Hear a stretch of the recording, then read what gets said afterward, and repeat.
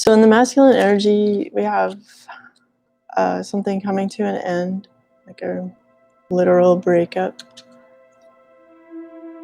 And like the false notion of like building with someone has like fallen apart. And it's like, I don't want to build with you anymore. This is not right. And, the cycle has completed itself, and there's a feeling of peace around that. Like there's no question about it, because this person, this figure is being authentic without clothes, in the middle. And able to like balance their passions and supported by the energies, and it's all kind of just wrapped up like in this kind of laurel wreath type thing. And so it's like successfully completed. Like you might not feel like it's successful when it happens like this, but how else? If you really put a lot of effort into building something for a long time with someone, the higher your tower becomes. So like the higher the tower, the harder the fall, right? And yeah, so there's like this sense of completion, and I kind of like the riverbed's all dried up, like the emotions have all kind of dried up from this effort of like fulfilling emotionally this relationship. And it's just like, I just gotta walk out of here. I gotta go towards my true happiness and stop putting in so much effort, because I'm not getting anything back. Like I've put all my cups out here in a dry riverbed, I'm not getting anything back. And the masculine energy is sitting in, I'm going to say his, but it can be any gender, but the masculine energy sitting in his power. And like, because he's sitting on a chair, it's like, I don't need to like go chasing people. Like there's a certain level of confidence, and he's wearing his passion overtly in the form of this red robe, which was wearing here when he was on his way to sit on his throne and go like, I'm done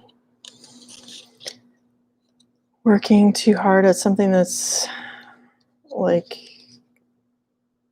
that was a kind of fruitless effort. Well, I mean, you learn something in every experience you have. So there's that value.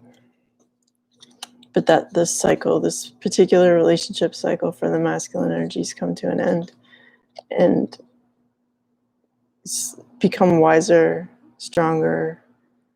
You could say, maybe a bit colder at this time, because he's sitting in his power, and he's like, there's like these 4 ram's heads. So it's like, you don't want to like butt heads with him right now. But because the Emperor's number is 4, it's like really stable.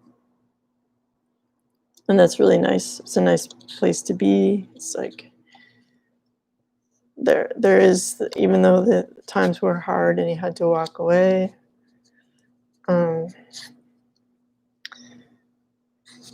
there is that feeling of, I've succeeded in closing that cycle, learning, so that now I have more wisdom and strength to actually be the Emperor. Perhaps he wasn't mature enough or learned enough to be this kind of serious master of his domain prior to this breakup. or like restart. Like it could be a breakup of like an interpersonal one, or it could be like a major change in his career if you're watching and you're not in a relationship. And I mean, goes without saying that with the quarantine and all the changes going on right now, like this this is what it felt like for sure. Okay, in the feminine energy, it looks like she's sitting in her power and she's getting some offers from possibly people younger than her, offering like one cup of love. And I mean, oh, it's a pentacle. Why did I see that as a cup? Well, maybe because there's like an offer of stability, but it's like a small offer, which to her might feel like loving because something given of value that he had worked for is like meaningful and took time to create, because I feel like there's differences like age difference and experience. Like she's well versed in her own powers and supernatural, and he is more like grounded and like 3D kind of earthbound type person who like works hard, making their living, and hasn't achieved like this status yet. It's at this stage, the beginning stage, but it's like on that's their lifestyle. So they're encountering each other, and I feel like this particular female has more than one passionate offer, and this possibly the same character is like in a sort of battle with the other people offering her like a passionate their wand, for lack of a. These are wands, and with growth potential, each of them, because they have like sprouts of branches coming off of them. They're all alive, and this is satisfying. Like it's not like the 10 of Cups, but it's like personally satisfying, like like a sort of independent satisfaction. And it's like this character is satisfied, and you could say to the point of overindulgence. So the general impression I'm getting is like in the masculine energy is in the process of stepping into his power and breaking off something that he took a long time creating, walking away from that, understanding like, okay, it's done. Meanwhile, the feminine energy is seemingly dating numerous people, getting small, stable offers, and indulging in that for the moment while staying completely in touch with her spiritual connection and purpose and power, not dropping that for the sake of these experiences. And then the outcome cards are, and I did like mutual outcome cards. So if they are willing to like sort of drop the past and step forward and go with the flow, fearlessly following their intuition. Perhaps getting back together with someone they've known previously, like perhaps this masculine feminine I'm talking about, like have met each other before, if not in this lifetime, then in a prior lifetime. So you have that feeling of recognition when you meet them for the first time. And there's a bit of like, I'm sorry I was away. Here's an act of tenderness, a gift of flowers, and you, while you're adults, there's that sense of joy and freedom of like a childlike innocence to the meeting. And there is a mature offer of passion.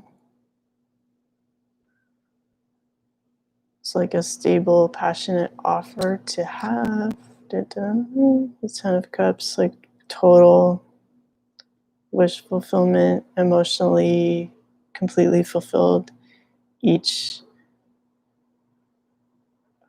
not wanting for anything, and having like a prosperous, fertile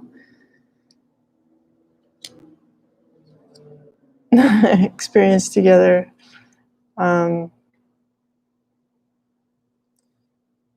Like essentially creating their own world together. So that seems pretty positive. So they're both coming from totally different perspectives at this time. But clearly, this is something that they can both achieve if they are willing to start fresh and leave the past behind and only take the essentials in this little bag to walk into, like, take a risk and walk into the unknown, guided but with your intuition. Like, it's like the white dog is like the spirit guiding you, like, over this way, this way, not that way. So there can be this like passionate, stable offer of like a life together, which is really pretty sweet, actually. And at the bottom of the deck was the Ten of Wands. So it's like both of them are just feeling like burdened by all that effort and passions that came before. And essentially, the Fool is like the same person just deciding to drop the sticks, take his own stick, and just tie the essentials to it. And off he goes into the new phase of life. So that's like really nice. I'll just like randomly pick one more card. This one.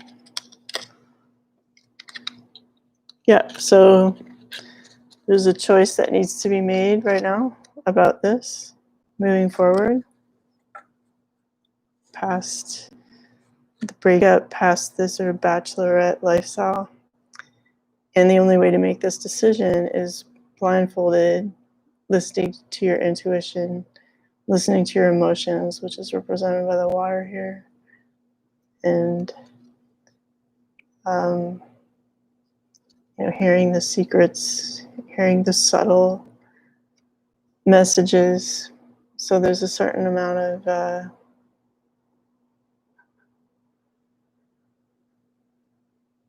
seriousness and pause in communication. Like, it's like the two swords. The swords is usually communication, so you're like pausing communication